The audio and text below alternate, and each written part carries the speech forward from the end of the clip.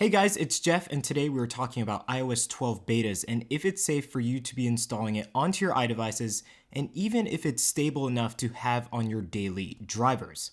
Let's take a look. Guys, before we get started, go check out DimSquid. They are the sponsor for today's video, and DimSquid is a website hosting service where you can go search and purchase your new domain for your website, and DimSquid will then host your website for just under $4 a month, which is just the price of a cup of coffee. So check it out and get started today with your brand new website on DimSquid. Okay, so I'll be honest, the betas have had their issues from betas 1 through 3. There have been several bugs, and battery life on 2 of the betas was really poor. All of the issues now in beta 4 seem to be solved, and that's a really good sign for the upcoming betas.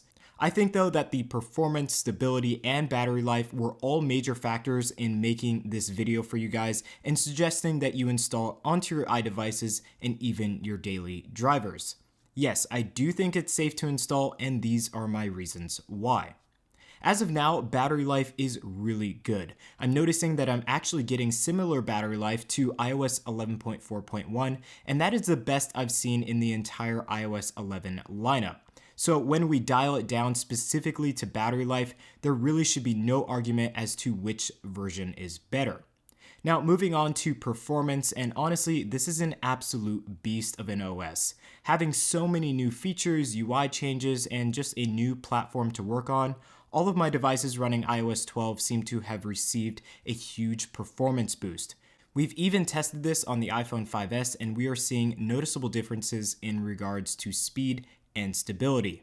So performance and battery life are really good, but a major talking point in betas is stability. So far for me, not too many apps have had issues with the betas so far. There aren't really any major changes coming to iOS 12 as a whole, so I think that plays a role in not having too many crashes in regards to apps. I'd say about 90% of the apps I use on a daily basis have not or don't crash at all running iOS 12, and the only few that I've had issues with are Fortnite, Bank of America, and Netflix. Of course, all of these work now on beta 4, so there's really nothing to complain about there. So all in all, the 3 usual checkboxes I check off for a good beta are all checked off. Performance is there, battery life is of course not affected by this performance, and most importantly, everything is super smooth. There are, however, further reasons as to why you should give iOS 12 betas a try. There are so many new features and changes for you to try out, and if you are not running these betas, you are truly missing out, whether that be the public or developer betas. So first off, we have group notifications, which really clean up the notification center. These are super helpful in regards to organization, and it just gives a really clean look to iOS 12.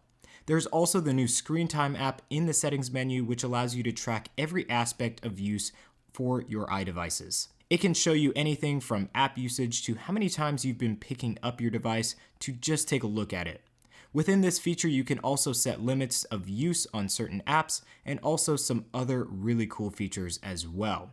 We also have a redesign for the battery menu, which gives you a lot more data than you would get in iOS 11. They have graphs to display this data, and it's just a little bit more in depth.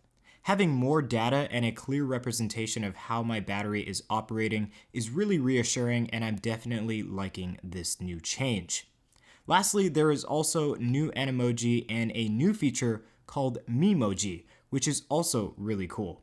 This allows you to create a customized Animoji that looks just like you, or you can create anything else that doesn't look like you. It doesn't really matter. It's all personalized to you.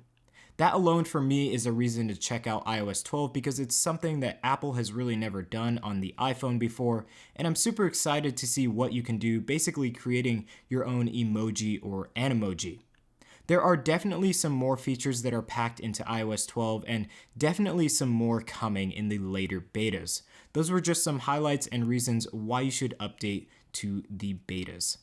So guys, what's the last word for you? Are you going to make the switch to iOS 12 betas? Let me know in the comment section down below. So far, I'm running the betas on every single iDevice I own, and I'm really enjoying the experience. If you want to join the beta program, make sure to check the link below and also take a look at our iOS 12 beta forum where you can talk with several other people who are running the betas and get their personal experiences as well.